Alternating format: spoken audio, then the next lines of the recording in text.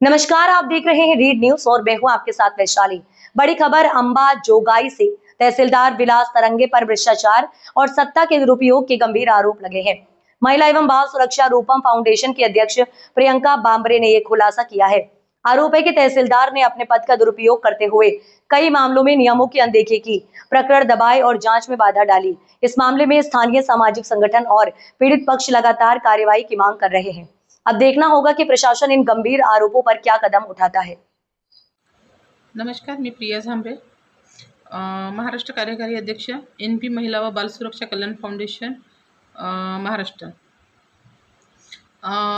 बीड जिल्ह्याअंतर्गत येणाऱ्या अंबाजोगाई तालुक्यामध्ये तहसील कार्यालय अंबाजोगाई शहरामध्ये प्रमाणपत्राच्या नावाखाली मागील दीड दोन वर्षापासून मनमानीपणे नागरिकांची लूट होत आली आणि ती बाब जेव्हा NP महिला व बाल सुरक्षा कल्याण फाउंडेशनच्या निदर्शनास आली त्यावेळेस मी स्वतः तिथे जाऊन अंबाजोगाई शहरामध्ये जाऊन जवळपास सगळ्या सेतू केंद्रामध्ये जाऊन स्ट्रिंग ऑपरेशन केलं आणि त्या माध्यमातून तिथून संपूर्ण पुरावे आणले। पुरावे गोळा झाल्यानंतर मी ते वरिष्ठांच्या निदर्शनास आणून दिले।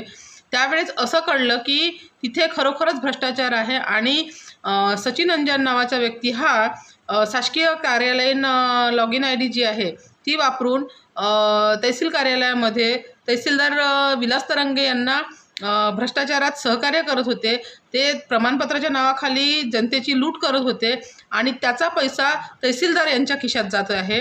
हे निदर्शनास आल्यानंतर मी त्यांच्या वरिष्ठांकडे उपविभागीय अधिकारी अंबाजोगाई श्री दीपक वजाडे साहेब यांना व्हिडिओ पाठवले, पत्रव्यवहार केला। त्यानंतर लगेच त्यांनी 6 सेतू केंद्रावर जाऊन त्यांनी सेतू केंद्र रद्द केले आणि एका गॅलेक्सी सेंटरवर जाऊन त्यांनी शहानिशा केली आणि त्याच्यावर शासनामार्फत 420चा गुन्हा दाखल केला।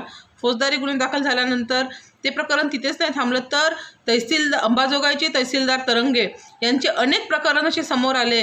कुठे अशा ठिकाणी त्यांनी शासकीय खाजगी जागेमध्ये एका गटामधून दुसऱ्या गटाची जमीन हे जमाबंदी आयुक्तांचा जो अधिकार आहे तो अधिकार वापरून तहसीलदार यांनी स्वतः आदेश पारित केले आणि जमिनीच्या याच्यामध्ये त्यांनी पैसे घेऊन घोटाळे केलेले आहेत। अनेक असे निदर्शनास आलेले प्रकरण आहेत ज्याप्रमाणे अनेक कर्मचाऱ्यांना त्यांची कालावधी नियमाप्रमाणे प्रशासकीय बदली 6 वर्षात असते आणि विनंती बदली ही 3 वर्षानंतर होत असते। परंतु